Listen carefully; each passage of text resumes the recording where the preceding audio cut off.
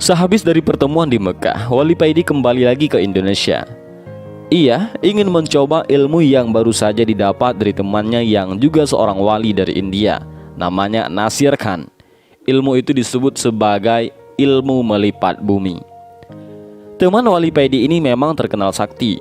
Seluruh biksu di India tidak dapat menandingi kesaktiannya.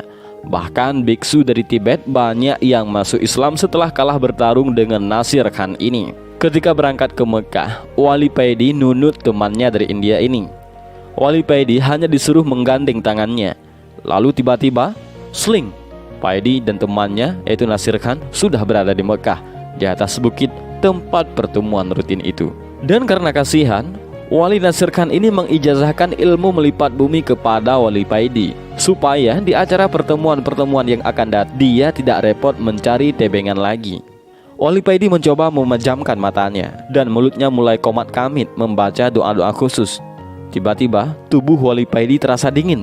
Bumi yang didudukinya terasa seperti es.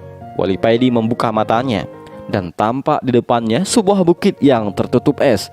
Lalu dia melihat ke bawah. Ternyata bumi yang didudukinya juga terbuat dari es. Di manakah aku ini? Batin Wali Paidi.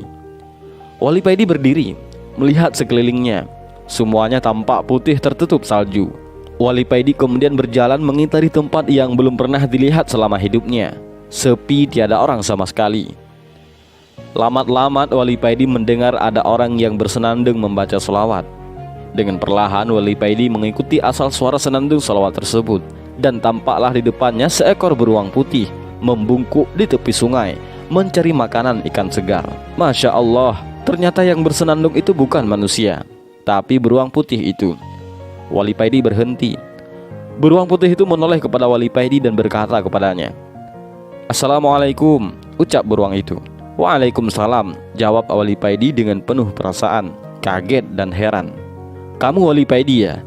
Aku tadi dapat kabar kalau nanti ada orang yang kesasar ke sini. Namanya Wali Paidi," terang beruang itu. Setelah memakan ikan yang baru didapat, sang beruang putih itu melanjutkan dan berkata lagi, "Kamu jangan khawatir, memang sudah biasa. Orang belajar itu tidak bisa langsung menguasai ilmu yang baru didapatnya.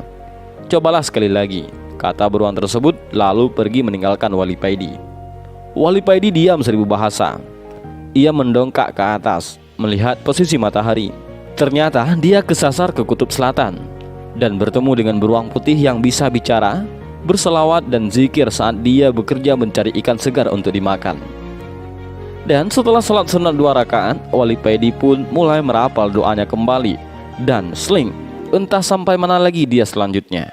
Setelah membaca doa, memejamkan mata, Wali Paidi kembali membuka mata. Dan betapa kaget, di sekelilingnya tiba-tiba banyak orang berlarian memakai baju gamis selutut serta bersorban.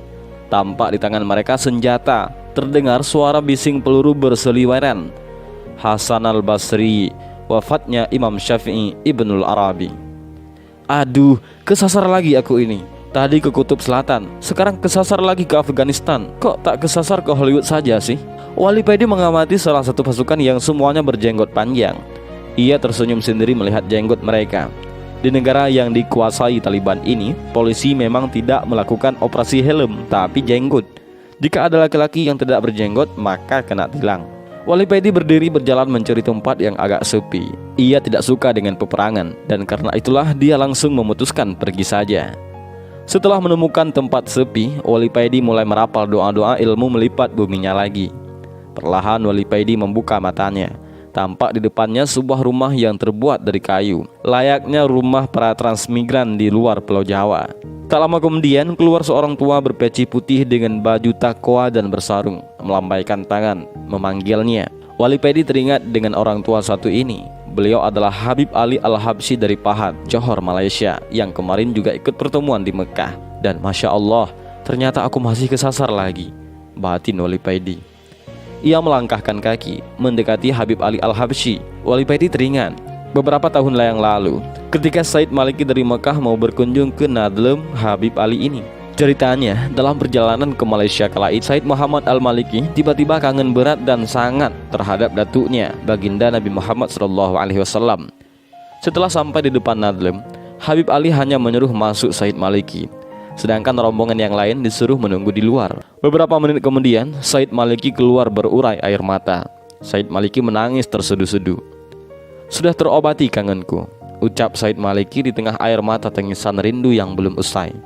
Ternyata, ketika Said Maliki masuk ke Nadlem Habib Ali itu, beliau dipertemukan oleh Habib Ali dengan baginda Nabi Muhammad SAW. Dan subhanallah, "Mari masuk nak, jangan melamun saja," ucap Habib Ali. "Inggih mbah," jawab Wali Paidi, lalu melangkah mendekati Habib Ali. Setelah mencium tangan beliau, Wali Paidi masuk ke Nadlem. "Kamu memang tidak bakat dengan ilmu melipat bumi itu nak Paidi. Jadi nanti tidak usah dicoba lagi. Kamu naik pesawat saja dari sini ke Indonesia," kata Habib Ali. "Inggih mbah. Siapa tahu nanti ketika kamu naik pesawat bertemu dengan Mulan Jamila yang kamu gondrungi itu," goda Habib Ali. Hahaha, Wali Paidi hanya bisa tertawa mendengarnya. Setelah makan bersama, Wali Paidi pun pamit pulang. Habib Ali menepuk-nepuk pundak Wali Paidi, mengantarnya keluar dari Nadlem. "Ingat perintah Sultan nak Paidi. Setelah sampai ke rumah, segeralah ke Gunung Arjuna untuk berkhalwat di sana." "Inggih bah." Wali Paidi beranjak pergi ke bandara naik pesawat menuju pulang ke Indonesia.